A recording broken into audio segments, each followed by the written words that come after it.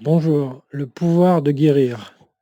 Voilà ce que je vais vous expliquer aujourd'hui. C'est une capacité que je sais que je possède depuis très longtemps, mais que je n'utilise pas parce que à en oublier que j'ai même cette capacité, tellement je ne l'utilise pas, parce que j'ai remarqué que les gens faisaient exprès de se rendre malades par négligence d'eux-mêmes. Et donc, donc psychologiquement, je me suis dit à quoi bon essayer de guérir des gens qui font exprès volontairement de se rendre malades. Ce sera un travail, infini, un travail sans fin et inutile puisque après chaque guérison, la personne recommencerait à retomber malade à nouveau, encore et encore, et c'est toujours très décevant de faire quelque chose, qui n'est pas efficace durablement. Donc c'est je n'ai pas ce qu'on appelle l'âme médecine, l'esprit du guérisseur. Cependant, dans certains cas, quand, une injustice, s'est produite, je décide parfois d'intervenir de mon propre gré, même sans demander, l'avis à la personne, même sans qu'elle sache que j'intervienne d'ailleurs et j'ai posé des questions à des gens qui pratiquent ça de métier, qui sont des guérisseurs et je leur ai demandé: «Mais comment vous faites?» et cetera. Donc alors ils m'ont expliqué que c'était, souvent le pouvoir de l'amour, et ils exerçaient une pensée, bienveillante, à l'égard de la personne, à l'endroit, lésé qui a le mal. Mais il faut savoir aussi que le pouvoir de guérisseur implique une empathie particulière qui permet d'identifier, avant même que le patient ait parlé, qu'il y a bien un mal qui s'est installé dans une zone quelque part, dans le corps ou l'esprit et avant même que la personne ait parlé de sa pathologie, le guérisseur sait déjà où il y a un problème. Il faut avoir cette capacité, c'est fondamental parce que ça prouve déjà qu'on possède ce qu'on appelle la télépathie, et je pourrais préciser la télépathie cellulaire, c'est-à-dire la capacité à communiquer avec des parties du corps pour aider, pour disons apporter une aide, heu, une énergie, aux cellules qui sont chargées de la guérison pour les aider et leur donner de la force pour faire le travail. Mais c'était très intéressant parce que cette guérisseuse me disait: «C'est pas moi qui guéris les gens, c'est j'aide juste les gens à guérir d'eux-mêmes». C'était je trouvais que la définition était très exacte. Le guérisseur n'est là que pour, finalement aider et assister et c'est bien dans cet esprit-là que j'ai donc là, je vous parle de ça aujourd'hui parce que j'ai guéri un animal, aujourd'hui. Et c'est quelque chose que comme je vous le disais, je l'utilise tellement rarement que j'en oublie que j'ai cette capacité et donc je reste sur des méthodes traditionnelles et parfois je ne trouve pas la cause. Donc cette fois-ci, j'y ai pensé, et je me suis dit: «Ah bah là, comme j'ai pas trouvé la cause, du gonflement, de la joue, du canard qui avait, enfin vraiment il avait une joue énorme à presque lui faire plisser l'œil et ça faisait plusieurs jours que c'était comme ça et ça avait même plutôt tendance à augmenter». Donc je me suis dit: «Quand même là, ça doit être assez grave». J'ai pensé que c'était un abcès ou des choses comme ça et je suis venu avec une seringue pour piquer la joue et en fait avec la seringue, j'ai traversé la joue, mais il y avait absolument pas d'abcès. C'était simplement gonflé pour une cause, inconnue. Et puis alors c'est compliqué à analyser un canard parce que ça, nous par exemple, c'est de la barbe, mais eux c'est des plumes qui sont plantées à peu près avec la même densité que la barbe et en plus gros et très difficile d'analyser, la peau de l'animal s'il y a une épine ou quelque chose ou une cause. C'est très, très compliqué et puis quand c'est gonflé sur une grande surface, vous avez une large surface à balayer, j'ai pas pu trouver, la cause et je me suis dit: «Bon, bah, mon petit Titi, il reste plus que la magie, pour te guérir parce que là, je trouve pas» et donc j'ai ce qu'on appelle, communiquer. Alors moi, je sais que j'ai alors les capacités télépathiques, on en a tous, hein. Ce qu'il faut au minimum comme capacité, je dirais, c'est être capable de transmettre un message par télépathie à un animal, qui soit capable de le comprendre et vice versa, que vous soyez capable de recevoir, pas tous les messages, mais au moins que vous réussissiez à capter quelques messages de l'animal par télépathie pour le comprendre et donc interagir avec lui. C'est là c'est disons, c'est le talent minimum qu'il faut avoir pour pouvoir guérir. Parce qu'en fait, il s'agit de communiquer avec les cellules internes du corps et non pas avec l'esprit de l'animal. Donc c'est un langage un petit peu plus basique. Donc l'idée, c'est de fournir de l'énergie, aux cellules guérisseuses et de leur donner l'ordre, d'attaquer une zone et d'enlever le mal, en fait. Heu, D'exprimer, l'idée d'enlever le mal, avec l'aide, des cellules chargées de la guérison, pour leur donner de la force et puis surtout les synchroniser dans leur attaque. Parce que souvent la force, de guérison est dans la combinaison de la synchronisation de toutes les forces. C'est comme la force musculaire, la force explosive musculaire, vous avez des gens qui sont pas très musclés, mais qui ont une force colossale. C'est parce qu'ils synchronisent parfaitement toutes leurs cellules musculaires en même temps et ça leur donne une force, colossale, alors qu'ils ont des tout petits muscles et bah, c'est le même principe, pour la guérison. On peut synchroniser, toutes les cellules chargées de la guérison en les synchronisant et même faire appel à des cellules un peu éloignées de la zone malade pour appeler les cellules souches à régénérer et à bosser un peu plus fort et enlever le mal. Donc moi, je possède pas, le pouvoir, de guérison, par l'amour parce que j'ai pas été élevé dans une famille, où ça c'est un sentiment qui est présent. C'était plutôt même totalement absent, famille de divorcés et cetera donc l'amour n'était pas du tout présent dans la famille. C'est quand même quelque chose qui s'apprend, c'est un sentiment qui s'apprend même si, j'ai des choses que j'aime et cetera. Mais c'est dans l'échelle des pouvoirs, moi j'utilise pas cela.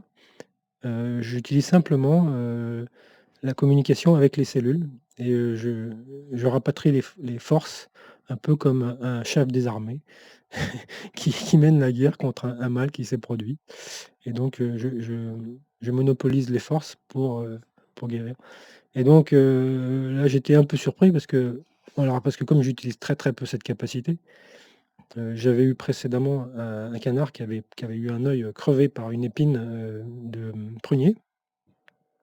Et ça s'était planté, dans la rétine, hein, mais l'œil était pas foutu. Ça c il est on pouvait le sauver et au début, j'avais un peu commencé à faire ça et puis après j'ai oublié parce qu'on m'a donné des gouttes à mettre pour traiter et cetera. L'œil était en voie de guérison même et ensuite l'œil a rechuté et elle a perdu son œil finalement. Mais j'ai oublié de faire le traitement régulièrement tous les jours, la magie de guérir, on va dire et si j'avais été plus assidu, sûrement j'aurais pu sauver son œil. Parce que je l'ai fait au début et puis par perte de confiance, en moi où je me suis dit: C'est bidon» ou voilà. Mais en fait, j'avais commencé à obtenir des résultats, mais comme je le fais si peu souvent, et ben, voilà, j'ai été déficient. C'est moi qui ai dans ma manière de faire, je me suis plus, trop je me suis trop j'ai trop fait confiance à la médecine traditionnelle et en fait, on faut combiner les 2 finalement. On peut combiner les 2 et c'est finalement mieux. Voilà ce que je peux dire et la première fois que j'ai guéri quelqu'un, c'était une personne anorexique. Alors je semble être assez doué pour ça.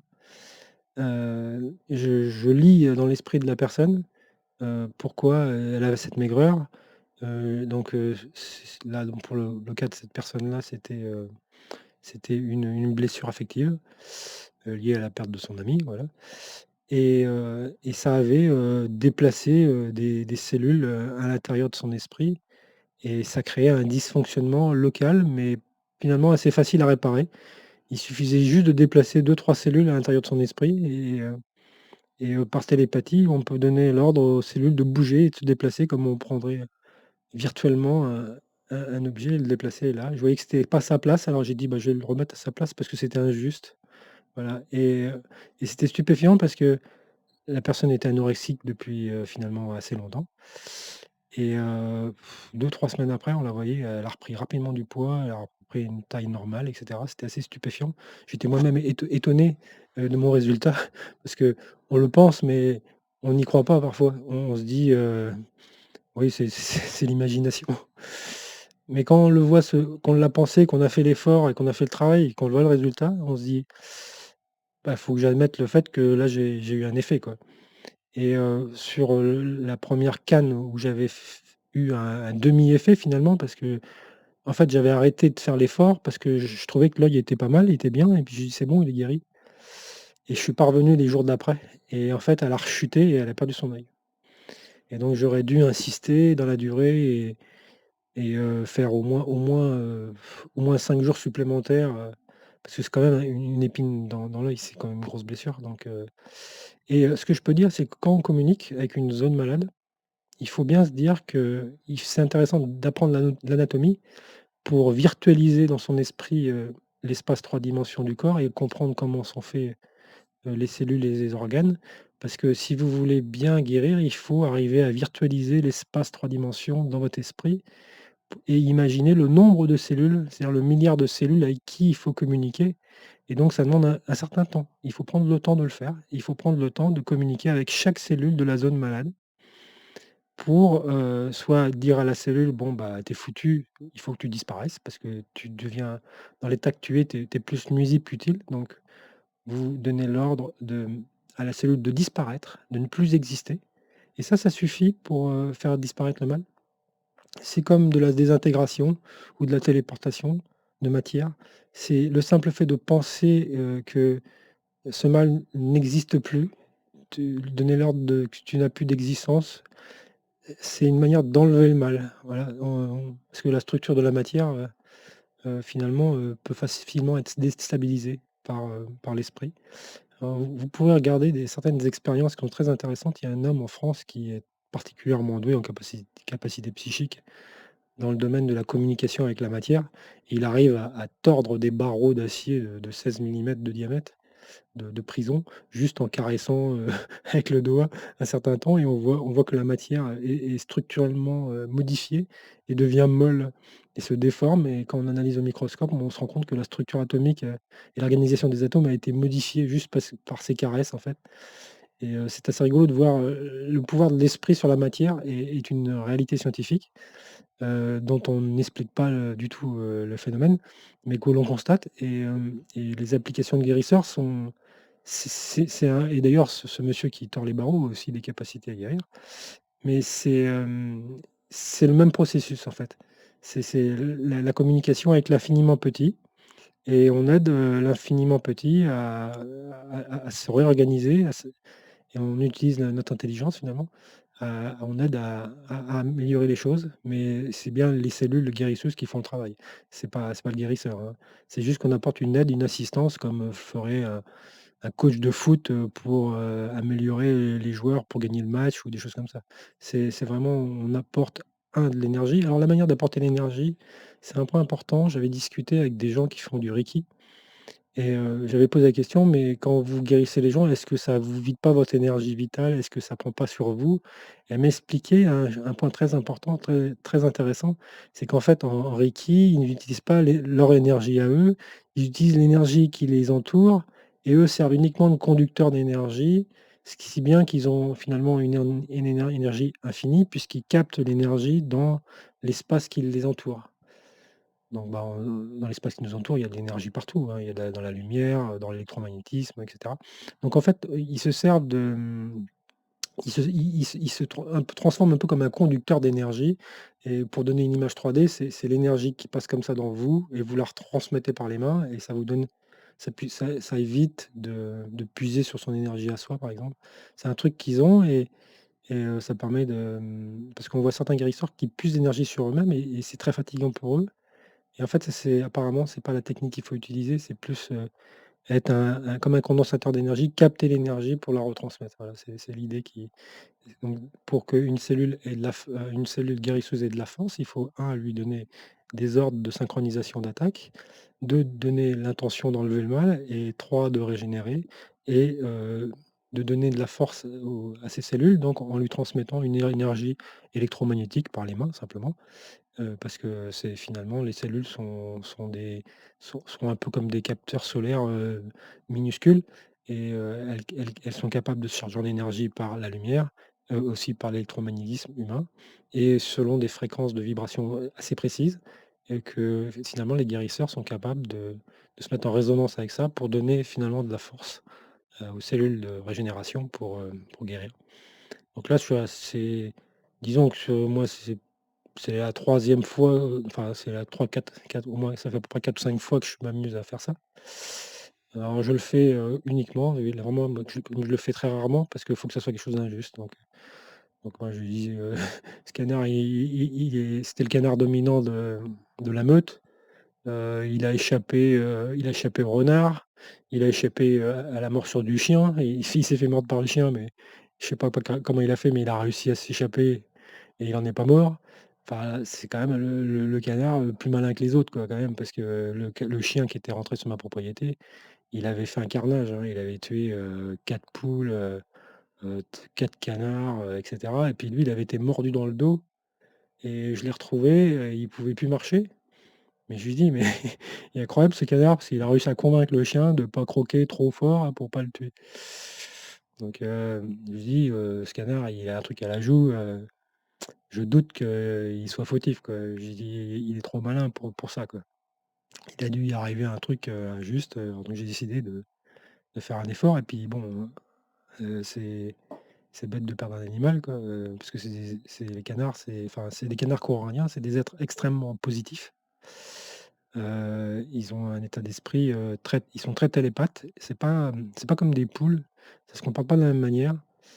Ça interagit beaucoup plus, au niveau communication et c'est beaucoup plus rigolo et bon, bah, c'est dommage de perdre, toujours, un animal. J'en avais des super au début qui étaient magnifiques, qui étaient beaux, avec un qui était particulièrement intelligent et communicatif et puis le renard, il est venu faire la razzia, quoi, c'est terrible, quoi. Donc la sécurité a été améliorée au niveau des clôtures, mais c'est pas toujours facile, la relation avec les voisins pour améliorer les clôtures. Donc j'espère que cette année, il y aura pas de problème, mais j'ai mis des sécurités supplémentaires. On verra si ça fonctionne cette année. Mais bon là, pour le coup, ça a été réussi, donc je suis assez content et c'est vrai qu'il faut que j'essaie de pas oublier que je peux recourir à ce moyen parce que finalement parfois, on n'a pas de solution, bah, on sait pas, on connaît pas la cause, quoi, parce que c'est pas toujours facile de guérir un animal. Ça peut être compliqué, voilà. Voilà, alors cette vidéo, c'était pas ça, c'est vrai que ça s'adresse plutôt à des gens qui ont un peu des capacités et puis qui en doutent ou qui, souhaiteraient, comprendre un peu plus comment ça fonctionne. Mais on peut le faire sur soi-même aussi, aussi étrange que ça puisse paraître. Je l'ai fait, une fois, j'avais par exemple, je l'ai fait sur moi pour une verrue. Alors les verrues, quand elles sont plantaires et qu'elles sont multiracines, c'est particulièrement difficile à enlever parce que c'est profond, ça descend parfois ça descend jusqu'à 1 cm de profondeur dans la peau. C'était une toute petite, pas grosse, hein, et puis en plus, si vous la tuez pas bien, elle se multiplie et c'est ce qui s'était passé. J'avais fait le traitement médical, au nitrate d'argent, ma mère est pédicure donc je connais les traitements et j'avais fait au crayon. J'avais eu l'impression, et le problème, le crayon, ça attaque, puis parfois ça se met à saigner parce que ça a brûlé la peau et quand ça saigne, ça peut se multiplier et c'était ce qui s'était passé. J'avais fait le traitement, ça avait saigné et ça s'était multiplié, après au lieu d'en avoir une, bah, j'en avais 4. Alors finalement, j'avais fait l'inverse de ce que je voulais. C'était plus je voulais guérir et puis finalement ça s'aggravait. Donc dans un premier temps, ça disparaît, puis un mois après, ça réapparaît, puis il y en a 4. Alors là, vous rigolez pas trop parce que je dis, là, j'ai été très contre-productif. Alors j'ai discuté avec ma mère, mais les verrues, comment tu fais pour les guérir? Je comprends pas. J'ai suivi le traitement, ça a pas marché. Elle me dit: «Ah mais les verrues, il faut vraiment insister, fortement, et cetera» et c'est là que j'ai compris le processus. C'est-à-dire une verrue, il faut insister, c'est-à-dire c'est comme en musculation, il faut insister pour que les muscles grossissent et prennent de la force. Et bah, la verrue, c'était tenace.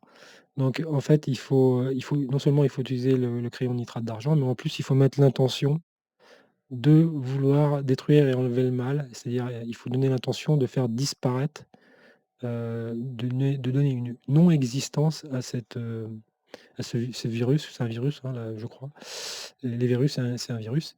Donc donner, que le virus passe en phase immatérielle et donc ne puisse plus agir dans la matière et et en fait, en mettant cette intention-là, plus le crayon, heu, ça a saigné encore à nouveau. Je me suis dit: «Tu as intérêt à mettre l'intention fortement parce que sinon tu vas pas en avoir 4 mais tu vas en avoir 8 et et avec l'intention et ben là, ça a saigné mais ça s'est pas multiplié. Il y a eu disparition par l'intention.